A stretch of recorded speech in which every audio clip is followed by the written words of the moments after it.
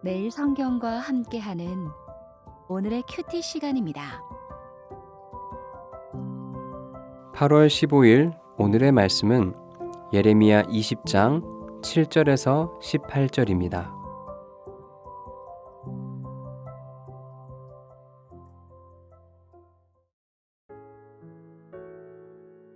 여호와여, 주께서 나를 권유하심으로 내가 그 권유를 받았사오며 주께서 나보다 강하사 이기셨으므로 내가 조롱거리가 되니 사람마다 종일토록 나를 조롱하나이다.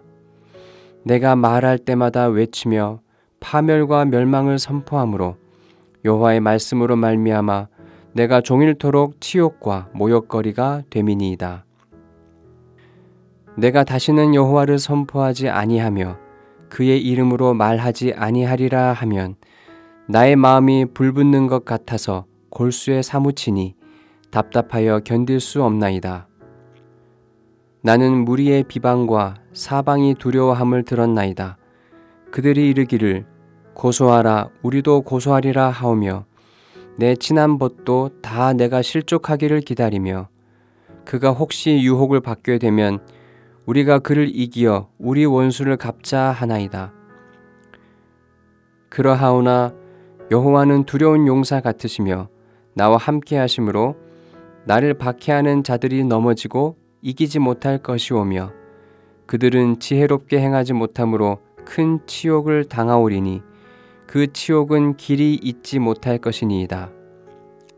의인을 시험하사 그 패부와 심장을 보시는 만군의 여호와여, 나의 사정을 주께 아뢰었사온즉 주께서 그들에게 보복하심을 나에게 보게 하옵소서. 여호와께 노래하라. 너희는 여호와를 찬양하라. 가난한 자의 생명을 행악자의 손에서 구원하셨음이니라.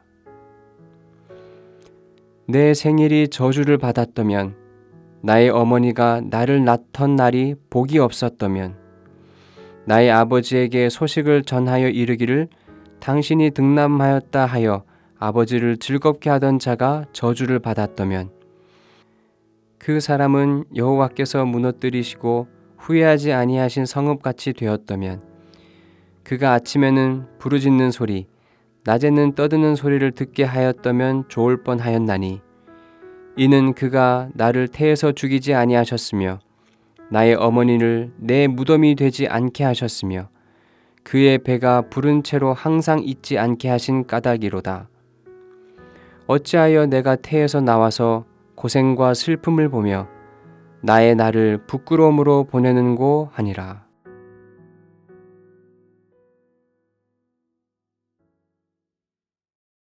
(8월 15일) 화요일입니다. 오늘 묵상하는 말씀은 예언자가 전하는 하나님 말씀이 아니라 예레미야의 개인적인 고백입니다. 말씀을 7절에서 13절, 14절에서 18절 두 부분으로 나누어서 살펴보겠습니다. 7절에서 예레미야는 이렇게 말합니다. 여호와여, 주께서 나를 권유하심으로 내가 그 권유를 받았사오며 주께서 나보다 강하사 이기셨으므로 내가 조롱거리가 되니 사람마다 종일토록 나를 조롱하나이다. 예레미야는 하나님의 권유를 받아 하나님의 뜻을 전하는 예언자가 되었다고 말합니다. 1장에서 예레미야는 아이라 말을 잘 하지 못한다며 자신을 낮추며 하나님의 부르심을 거절했지만 하나님은 아이라 말하지 말라 하시고 말씀을 전하는 예레미야와 함께 하시겠다고 약속하시면서 예레미야를 예언자로 세우셨습니다. 권유를 받았다는 말을 한글로만 이해하면 부드럽고 편안한 분위기에서 하나님이 시키시는 일을 자발적으로 맡았다고 생각하기 쉽습니다. 원문에서 이 말은 유혹당했다, 꾀임을 받았다는 뜻입니다. 예레미야는 하나님의 유혹에 넘어가서 예언자가 되었다고 표현하고 있습니다. 또 하나님이 예레미야보다 강하셔서 예레미야를 이기셨기에 예레미야는 거부하지 못하고 하나님 말씀을 선포했습니다. 예레미야는 이렇게 생각했을 겁니다. 내가 하나님의 말씀을 전하면 이스라엘 백성이 단번에 돌이켜서 순종하지는 않더라도 듣는 신용 정도는 하겠지. 그러나 예레미야가 겪은 현실은 너무나 달랐습니다. 어제 묵상한 말씀만 봐도 예레미야는 제사장 바스훌에게 매맞고 고랑에 묶여서 갇혔습니다. 8절입니다. 내가 말할 때마다 외치며 파멸과 멸망을 선포함으로 여호와의 말씀으로 말미암아 내가 종일토록 치욕과 모욕거리가 됨이니이다. 당시에 활동하던 대부분의 예언자들은 평화를 외치고 있었습니다. 하지만 예레미야는 파멸과 멸망, 심판과 재앙을 전했습니다. 그러니 이스라엘 백성은 예레미야를 거짓 예언자로 취급하며 무시했던 것입니다. 예상과 너무 다른 이스라엘 백성의 반응을 겪으면서 예레미야는 다시는 하나님 말씀을 전하지 않겠다고 다짐했습니다.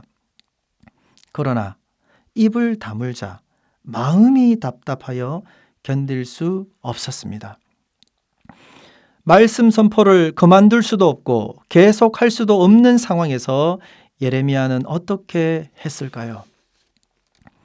12절에서 예레미야는 사정을 주께 아뢰었사온즉 주께서 그들에게 보복하심을 보게 하옵소서라고 기도합니다. 자기를 괴롭히는 자들에게 벌을 내리셔서 살아계신 하나님께 순종하는 자들을 보호하시는 능력을 드러내시라고 요청합니다. 그런데 두 번째 단락인 14절에서 분위기가 심각해집니다. 예레미야가 자신의 생일을 저주합니다. 욥처럼 자신의 태어난 날을 슬퍼합니다.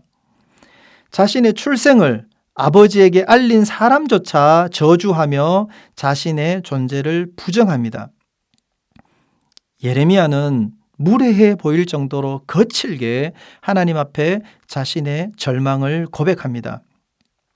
예레미야가 이렇게 할 수 있는 이유는 하나님을 신뢰하고 의지하고 있기 때문입니다. 하나님께 어떤 말을 하더라도 하나님이 들어주시고 내 심정을 이해해 주시리라 신뢰하는 사람만이 이런 기도를 드릴 수 있기 때문입니다. 예레미야의 믿음은 13절에서 확인할 수 있습니다. 여호와께 노래하라. 너희는 여호와를 찬양하라.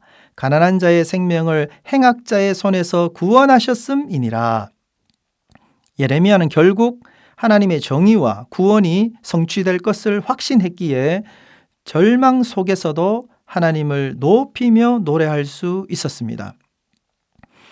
하나님 말씀에 순종하다가 예상 못한 고난을 만나셨습니까? 예레미야가 그랬듯이 하나님에게 솔직하게 억울함과 속상함을 내어놓으시기 바랍니다. 하나님의 때가 되면 예레미야가 확신했던 찬양이 저와 여러분의 찬양이 될 줄 믿습니다. 기도하겠습니다. 제대로 하나님을 믿고 하나님 말씀에 순종하기가 참 어려운 시대를 살고 있습니다. 아픔과 절망을 정직하게 인정하며 하나님께 고백합니다. 오늘 흘린 눈물을 감사와 찬양으로 바꾸실 하나님을 기대합니다. 예수님 이름으로 기도합니다. 아멘.